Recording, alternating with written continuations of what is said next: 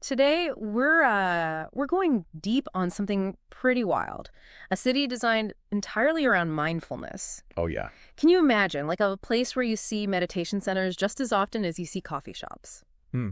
And everything, like the whole city, is built to promote inner peace. Yeah. You sent us some info on this project in Bhutan. Uh-huh. It's called Gelephu Mindfulness City, and I gotta say, it is ambitious. It is. It's very ambitious, and it's fascinating to me just how this project takes Bhutan's idea of gross national happiness, Right. which they're really well known for, and tries to make it like a real place, a functioning city. Yeah. It's one thing to say that, as a country, we value happiness, Right. but how do you actually build that into the fabric of a city, Yeah. into the sidewalks and the buildings and the way people live? Okay, so just to get this straight, we're talking about Gelephu, Yeah. a town in southern Bhutan near the border with India. And it's already known for being peaceful, so I guess it's a good place to start if you want to create a city of mindfulness. Yeah. But they're not just like adding a yoga studio here and Oh, there. no, not at all. This is much bigger than that. It's Wait. like a total rethinking of what urban living could be. Yeah. Think like dedicated spaces specifically for meditation Hmm. and, spiritual practice, wellness retreats kind of integrated into the city, Right. and even architecture that's designed to be in harmony with nature. Yeah, it sounds really different from how we usually think about cities. It is. It's pretty radical. But is this just about, creating like a super chill environment? Wow. Or are there more concrete goals? There definitely is a goal to create a sense of peace, but there's a lot more to it. Okay. One of the big goals is to actually promote this whole idea of Bhutan's philosophy of gross national happiness. Okay. A lot of countries, most countries, focus on economic growth, right? Bhutan, they want to prioritize the well-being of their people. Hmm. And it's not just this vague thing. They actually have metrics for measuring G&H. Okay. Things like psychological well-being, ecological diversity, Wow. and they plan to use these for Gelephu. So it's almost like a huge experiment Yeah. to see if you can actually make people happier by building a city a certain way. Exactly. What's interesting to me, though, is how they're weaving in Bhutan's Buddhist heritage into this. Oh, absolutely. Yeah. It's not just about, some generic idea of wellness. Yeah. It's about grounding the city in Bhutan's culture Right. and their spiritual tradition. So, for example, they're planning to use traditional Buddhist teachings on mindfulness in the city's design. Okay, that makes sense. Now, a project like this is obviously going to attract attention, right? It's unique. Yeah. What kind of economic impact are they hoping to have? Well, Bhutan wants to make Gelephu like a global destination, Okay. for people who want to kind of get away from the stress of their lives, Yeah. reconnect with themselves. So think about spiritual seekers, Yeah. tourists from all over the world. Right. They come to this city that's, built for mindfulness. Yeah. I mean, that could be huge for their economy Right. and for Bhutan's image. It could really cement that image of Bhutan as a nation that really values well-being. Exactly. But what about the people who already live there Yeah. in Gelephu? How is this going to impact them? That's a great question, and it's a key part of the plan. Okay. They expect this development to create a lot of jobs Oh, okay. in tourism, in wellness services, and in new industries around sustainability. Right. I mean, think about it. You would need people to run those meditation centers. Yeah. You'd need people to lead tours focused on mindful living, people to manage all that eco-friendly infrastructure. Right. Right. So it's not just about attracting outsiders. It's also about creating opportunities for the people who already live in Gelephu. And speaking of sustainability, they've mentioned some pretty cutting-edge technology they want to use. Oh, yeah, Right. definitely. It's not just about, banning plastic straws or Yeah, something. no, much more than that. We're talking big stuff, Yeah. like using solar energy to power the whole city and really advanced water conservation systems, Yeah. innovative ways to manage waste. Yeah, it's not just being green. It's Yeah. about creating a truly sustainable urban environment. So it's a whole different level, Yes. but it can't all be about the technology, right? Right. What about what it will actually be like to be in Gelephu, Yeah. to walk around? What's it going to look like? What's it going to feel like? Okay, well, try to picture this. You're walking down a street lined with buildings made from local and sustainable materials. Okay. And sunlight is streaming through these big windows, and there are calming water features everywhere. It's like they're trying to create a city that embodies calmness and mindfulness. Yeah, but how do you design for something like mindfulness? It's Right. not a physical object. It's tricky. But in addition to residential areas, they want to have these dedicated mindfulness centers Okay. and meditation centers, Hmm. offering programs for people who live there and also visitors. So you could just pop into a meditation session Yeah, imagine that. or a workshop on mindful living. Yeah, right in your neighborhood. It's almost like they're building mindfulness into the city itself. Yeah, like a public park, Yeah. but for your mental well-being. Okay, but what about people who aren't really into meditation Yeah, or Buddhism? Will yeah. they feel out of place? That's a good point, and it's something they're thinking about. Okay. The goal isn't to force mindfulness on anyone. Right. It's more about creating an environment where people can choose to engage with it Hmm. if they want to. Okay. They're planning to have plenty of green spaces, parks, rec areas, Right. things that are good for your physical and mental health, Right. no matter what you believe. So it's more about a city that encourages well-being for everyone. Exactly. A holistic approach. It's a pretty big idea. This whole project feels like it's really pushing the boundaries of urban planning. It is. It's really ambitious. Have they mentioned anything about research opportunities? Oh, yeah. Actually, Because this is a pretty unique experiment, right? that's what I'm really excited about. Okay. They're proposing educational facilities, workshops, Hmm. focused not only on mindfulness practices and Buddhist teachings, but also sustainable living. Okay. I mean, imagine the research that could come out of this. Right. We could learn so much about the effects of mindful environment Yeah. on everything from stress levels Yeah. to community cohesion. It's like a real-world laboratory for studying how design impacts well-being. Exactly. And mindfulness has become a global phenomenon now. It has. Do you think we'll see collaborations with organizations outside of Bhutan? I think it's highly likely. You probably see international mindfulness organizations getting Yeah. involved, Right. Buddhist institutions, maybe even wellness tourism providers. Right. So Gelephu could become the central hub for mindfulness Yeah, with experts and practitioners from everywhere. exactly. That's a really cool thought. You could have this real exchange of ideas Yeah. and practices, maybe even leading to, I don't know, new innovations in how we approach mindfulness. Yeah, definitely. But we're getting a little ahead of ourselves, right, Day? Let's dig into some more specific plans for the city. How are they actually going to make all of this happen? Yeah, good point.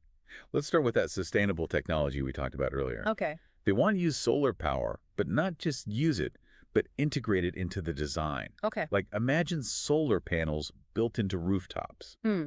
and building facades, almost a futuristic cityscape powered by the sun. Wow, that sounds really cool. But solar's just one part of it. Right? What about waste management? Yeah. And water conservation? Those are tough for any city, They're huge challenges, for sure. especially one that's trying to be ultra-sustainable. Yeah, they're thinking about resource management holistically. Right. Like they want to explore these closed-loop systems Okay. where waste is recycled and reused within the city, so you don't need landfills. Right. And they're looking at innovative water harvesting and gray water recycling. Okay, so it really is about creating a self-sufficient and sustainable ecosystem Yeah. within the city itself. That's the goal.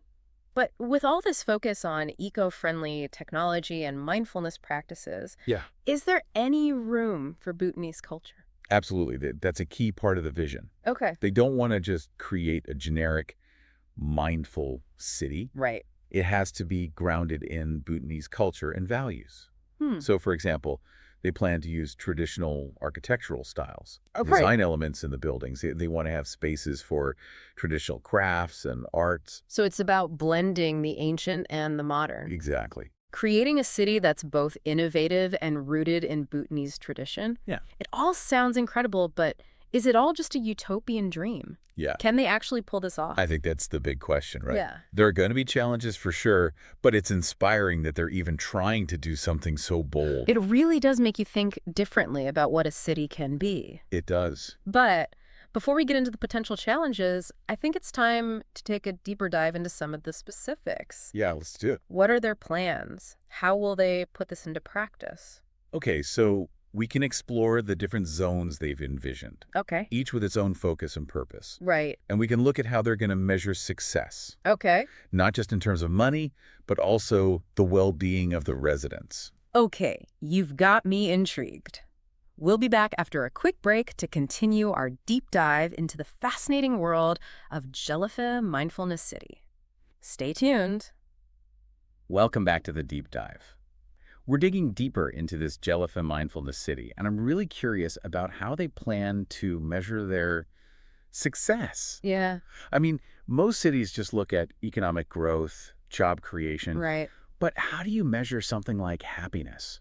Well, that's where Bhutan's Gross National Happiness Index comes in. It's Okay. not just some vague idea. Yeah. They have 9 domains that they actually use to measure well-being. Hmm. Things like psychological well-being, Okay. health, education, good governance. So they're not just hoping that people will feel happier. Yeah. They're going to collect data on mental health, community vitality. Exactly. And they'll use that data to see if the design choices they're making are actually having the effect they want. That's really ambitious. Yes. It'll be fascinating to see what they find. It will. Now, you mentioned earlier that they're planning different zones within the city. What can you tell us about those? So think of it like a city with different neighborhoods, Yeah.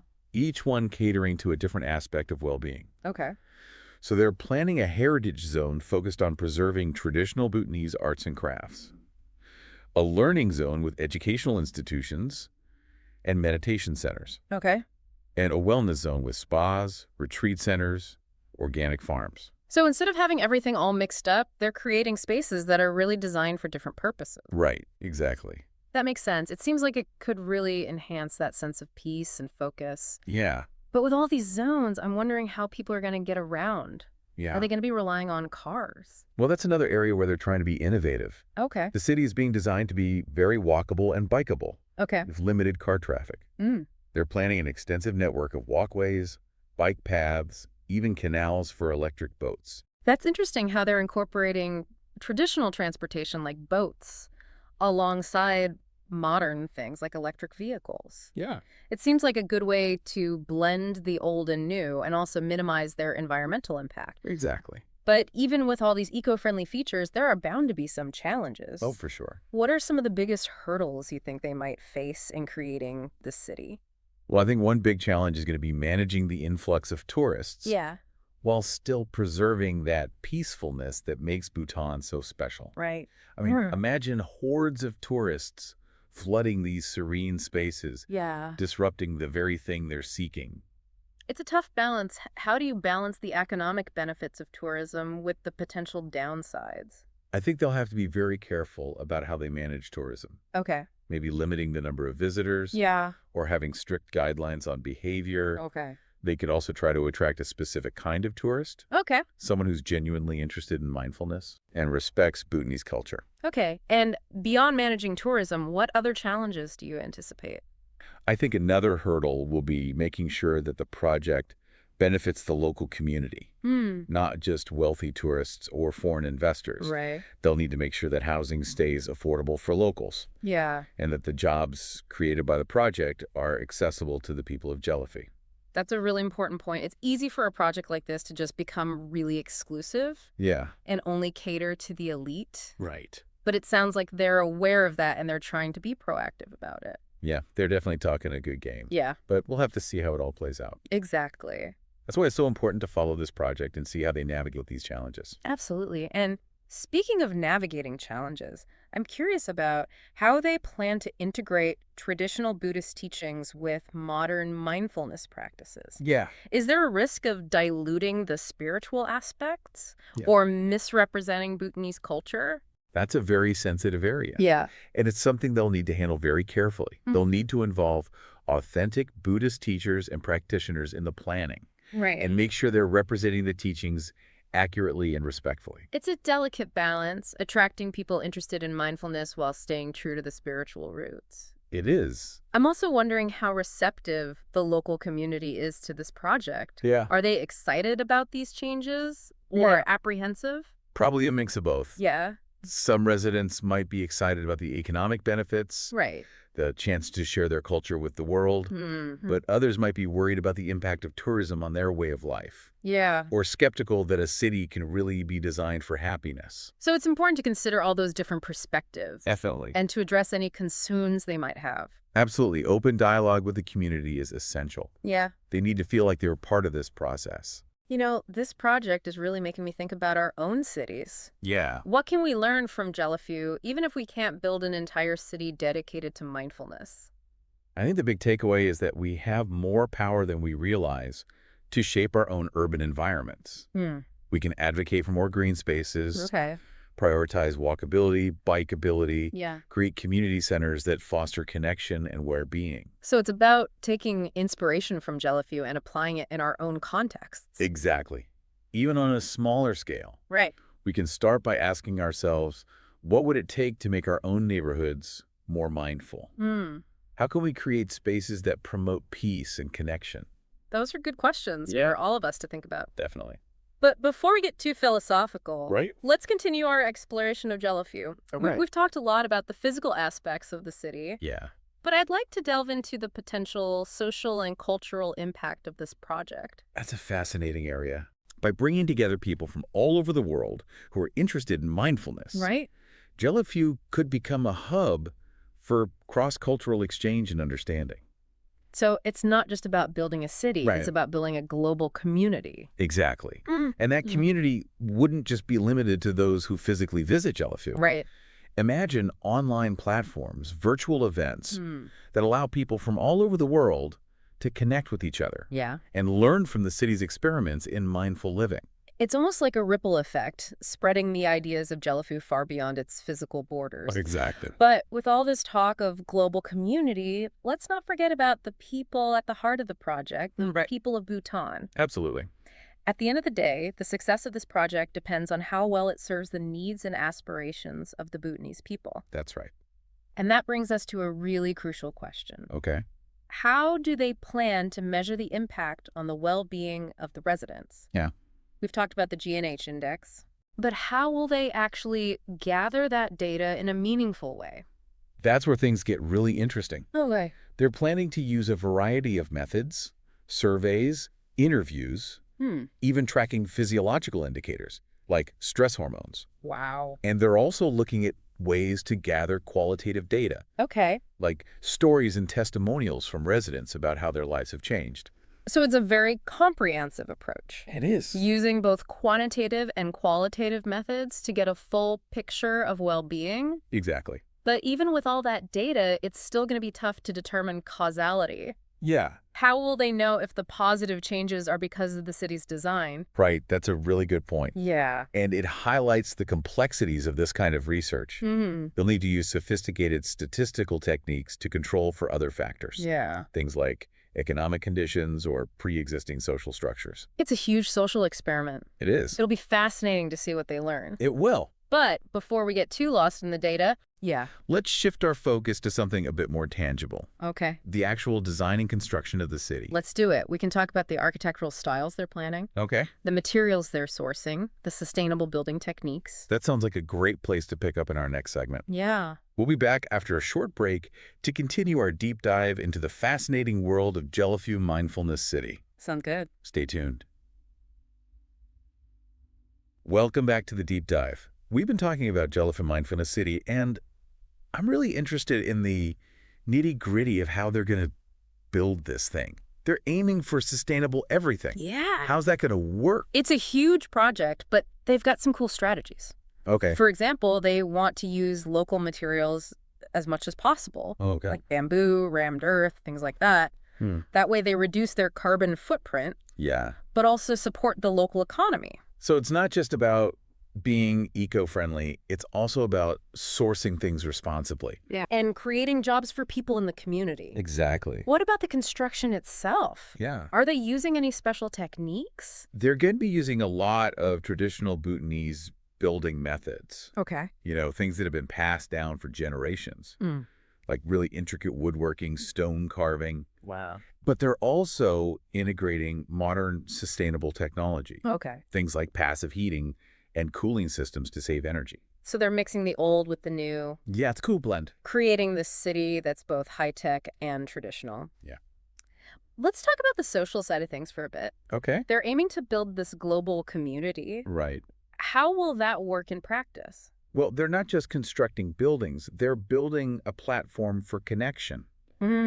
Imagine online forums, virtual events, Yeah. where people can connect with each other from all over the world, share their experiences with mindfulness, talk about the challenges of mindful living, learn from experts in Bhutan on things like meditation and compassion. So even if you can't go to Gelephu, you can still be a part of it. Exactly. It's like a digital extension of the city. That's pretty cool. Yeah. And they're also thinking about partnerships with universities and research institutions around the world, Okay. to collaborate on things like mindfulness, well-being, sustainable urban design. So Gelephu could become a center for research Yeah. and innovation in mindful living, bringing people together from everywhere. Yeah, exactly. But with all this focus on global outreach, Yeah. how are they going to make sure the local community is still at the heart of the project? That's a really important point, and they're doing a few things. Okay. For instance, they're offering training programs to locals Okay. on mindfulness and sustainable living, Hmm. giving them the skills they need to thrive in this new environment. So it's about empowering the people who live there. Yeah, absolutely. Not just making them beneficiaries, but making them leaders in mindful living. Exactly. But with all this talk about mindfulness and well-being, Yeah. how are they going to deal with the real world problems? Right. Things like crime, poverty, inequality. That's a good question. Yeah. Obviously, just building a city focused on mindfulness isn't going to magically make those problems disappear. Right. But by promoting things like compassion and empathy Yeah. and social responsibility, Yeah. they're laying the groundwork for a society that's more just and equitable. Okay. So it's about creating a culture Yeah. where people are more likely to look out for each other and support those who need it.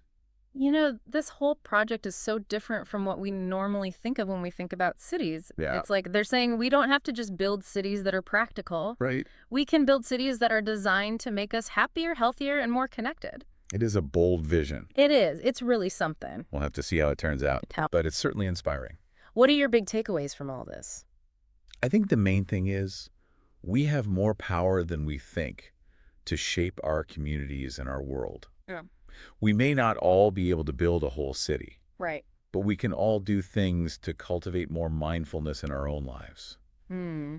and to support policies that make our world better. So it's about finding ways to bring some of those Gelephu ideas into our own lives. Exactly. It doesn't have to be big things. Right. You can start a community garden, push for bike lanes in your neighborhood, even just try to be more mindful in how you interact with people every day. Those are great ideas. Yeah, creating a more mindful world starts with each of us. That's a great point to end on. So, to everyone listening, we encourage you to learn more about Gelephu Mindfulness City Yeah.